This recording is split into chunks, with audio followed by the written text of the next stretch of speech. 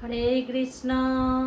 জয় নিতাই, জয় গৌর। সকলে ভালো আছেন? অবশ্যই ভালো থাকবেন, সুস্থ থাকবেন, প্রত্যেকটা ভিডিও দেখতে থাকবেন। সন্ধে 6:30 থেকে রাত্রি 8:30 পর্যন্ত ফোন খোলা থাকে। যেদিন হয়তো খোলা পাবে না, বিশেষ কোনো কাজের জন্য বন্ধ রাখতে হয় বা তাড়াতাড়ি বন্ধ করে দিতে হয়, তাছাড়া প্রতিদিনই খোলা থাকে।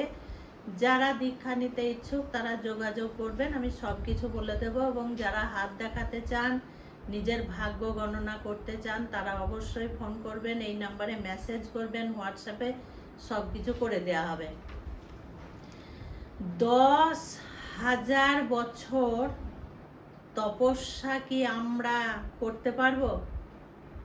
আর আমাদের সনাতনী শাস্ত্রতে সেইভাবে নারীরা হাজার হাজার বছর ধরে তপস্যা করেছেন বলে আমাদের সেইভাবে উল্লেখ পাওয়া যায় না, সাধারণত পাওয়া যায় না। পুরুষরা আগেকার দিনে ঋষিমুনিরা তপস্যা করেছেন, বড় বড় অসুররা তপস্যা করেছে, দেবতারা তপস্যা করেছে। কিন্তু এখন এই কলিযুগে নারী বা পুরুষ 8 থেকে 80 একদিন তো না খেয়েই আমরা থাকতে পারি না।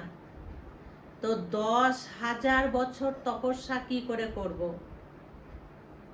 তাহলে এই ফল আমরা কি করে পাবো? যদি 10,000 বছর তপস্যা না করি, তার ফল আমরা কি করে পাবো? না, আমরা এই কলিতেই তার ফল কিন্তু পাবো।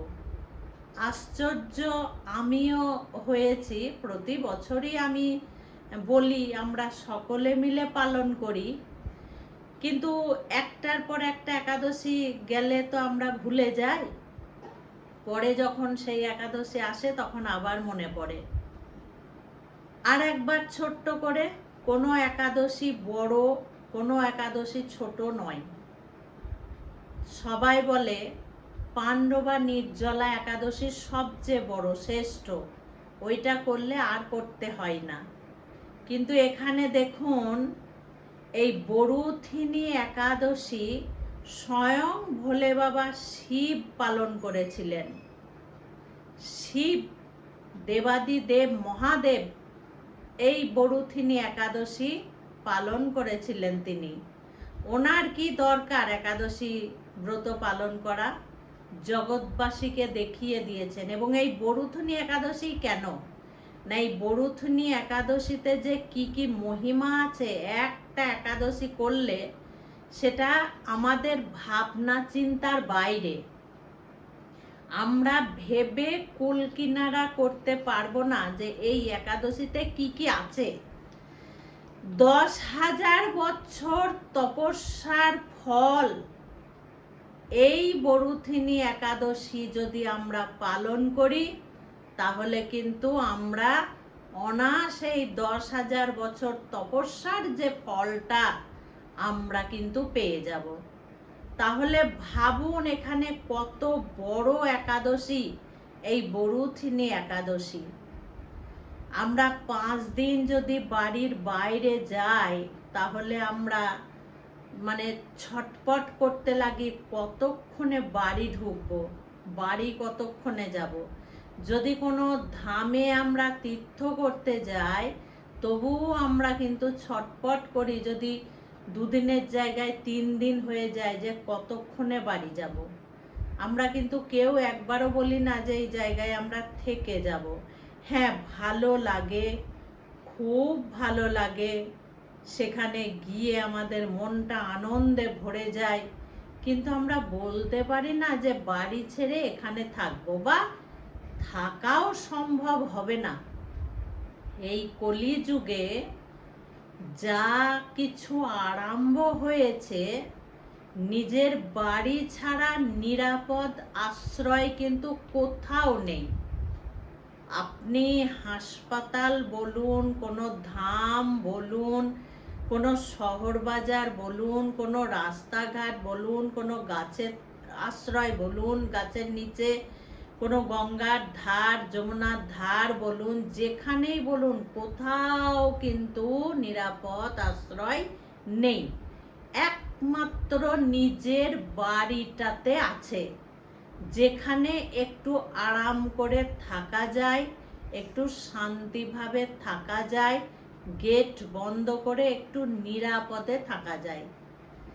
যেভাবে আমাদের দেশে সবার মনের মধ্যে যা সব আরম্ভ হয়েছে, টিভি খুললেই দেখা যাচ্ছে কোথাও কিন্তু কোনোভাবে শান্তি নেই। সমস্ত জায়গাটা কিন্তু ভয়ঙ্কর রূপ ধারণ করেছে, সমস্ত জায়গা।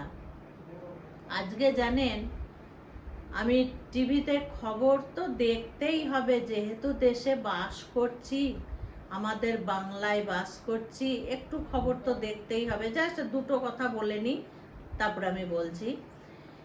একটা সিনেমার ছোট্ট সিন দেখলাম। এই খরাজ বন্দ্যোপাধ্যায় উনি অভিনয় করছেন। উনি বলছেন যে ঠাকুরের ভোগ আমি ছোট থেকেই বাড়িতে খেতে আসি, আজ ঠাকুরের প্রসাদ ভোগ বলল, তারপরে বলছে আজ ঠাকুরের প্রসাদ দিচ্ছে একটা মুসলমান। আমার মায়েরা যদি এই বইটা দেখে থাকো তাহলে তোমাদের মনে পড়বে। আবারও আর এক মা বলছে ভোগ খেতে কেন আপত্তি। মানে এটা আমি মায়েদেরকে ভুল ধরানোর জন্য দিচ্ছি। দেখো, সিনেমার একটা পরিচালক, তারা হাজার রকম দিক দেখে তারপরে সিনেমা করে, কিন্তু তাদের মধ্যে এতটুকু জ্ঞান, সামান্য একটু জ্ঞান ওদের মধ্যে নেই যে ভোগ কখনো মানুষ খেতে পারে না। মানুষ ভোগের অধিকারী নয়। ভোগ নিবেদন করা হয় ভগবানের উদ্দেশ্যে। যতক্ষণ ভগবানকে নিবেদন করা হয় ততক্ষণ সেটা ভোগ থাকে। তারপরে ভগবানের কাছে থেকে আমরা যেই বাইরে বার করে আনি, আমরা যেটা পাই সেটা প্রসাদ পাই। ভগবানকে দেয়া হয় ভোগ, আর মানুষ আমরা খাই প্রসাদ, আমরা গ্রহণ করি প্রসাদ। ভোগ নয়, ভোগের অধিকারী আমরা নই। কত বড় ভুল একটা সিনেমাতে বলা হয়েছে ভোগ খেতে আসি, ভোগ খাবো, ভোগ খাও। মায়েরা যেন কখনো বলবে না আমাকে একটু ভোগ দাও, আমি ভোগ খেতে যাব না, এই কথা উচ্চারণ করবে না। ভোগ একমাত্র ভগবানের জন্য, আমাদের জন্য কি প্রসাদ। হ্যাঁ, আমাদের জন্য প্রসাদ। আমরা বলবো একটু প্রসাদ দাও। এই ভুলটা ধরানোর জন্য, ভুলটা শেখানোর জন্য আমি মায়েদের কাছে কথাটা বলছি। এই হচ্ছে আমাদের জগতের ব্যাপার। সবার জন্য একটা পয়সা নিয়ে দরকার, সবার জন্য নিজের ব্যবসাটা দরকার, সবার জন্য আমার কাছে গদিটা আমার দরকার, আমার কাছে আমার এই রাজ্যটা দরকার। কিন্তু আসল উদ্দেশ্য মানুষের ভালো আমরা কেউই চাই না। তো যাই হোক, ঘরে বসে, বাইরে কোথাও কিচ্ছু নেই। এই যা দিন সময় পড়েছে, বাইরে কোথাও কিচ্ছু নেই। আর মায়েদেরকে আর একটা কথা বলবো আমি, যেখানে ধামে যাবে, তীর্থ করতে যাবে, তোমরা বেড়াতে যাবে, ঘুরতে যাবে, অন্য দেশে যাবে, একটা সোনার কোনো জিনিস যেন তোমরা শরীরে দিয়ে যাবে না, যাতে চুরি হয়ে যায়। কখনো দিয়ে যাবে না, কোথাও নিরাপদ নেই। বৃন্দাবনে প্রায় শোনা যাচ্ছে সব লুট হয়ে গেছে, সর্বস্ব তার হারিয়ে গেছে, লুটেরা লুট করে নিয়েছে। এবং ভাগবত পাঠে যাবে, গীতা ভাগবত পাঠে যাবে, খুব সাবধান। মোবাইল বলো, অর্থকড়ি বলো, খুব সাবধান। আর সোনার জিনিস পড়েই যাবে না, সোনার জিনিস পড়েই যাবে না মায়েরা, কোথাও শান্তি নেই। তো ভোলে বাবা যখন এই একাদশী পালন করেছেন, নিশ্চয় এই একাদশী খুব বড় একাদশী, বিরাট মহিমা এই একাদশীর।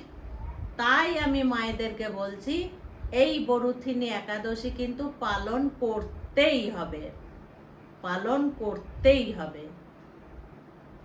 আজকে আসছি আবারও একটা ভিডিও আমি করছি, তারপরে লাস্টে আমি পুরো ব্রত কথাটা শুনিয়ে দেবো তোমাদেরকে, বই দেখে সুন্দর করে পড়ে শুনিয়ে দেব, দেখবে তোমাদের সমস্তটা জানা হবে। কিন্তু এই মেন মেন জিনিসগুলো আগে আমি ওই কারণেই বলে দিচ্ছি মায়েদেরকে। এই একাদশীর দিন, যেদিন একাদশী ভিডিও করি এত কথা বলা হয় না, ব্রত কথা যখন পাঠ করি তখনও এইভাবে এত কথা বলা হবে না। মায়েদের তো 2 মিনিটই সময় থাকে না, 20 মিনিট ভিডিও দেখবে কি করে। আজকে আসছি। হরে কৃষ্ণ, জয় নিতাই, জয় গৌর।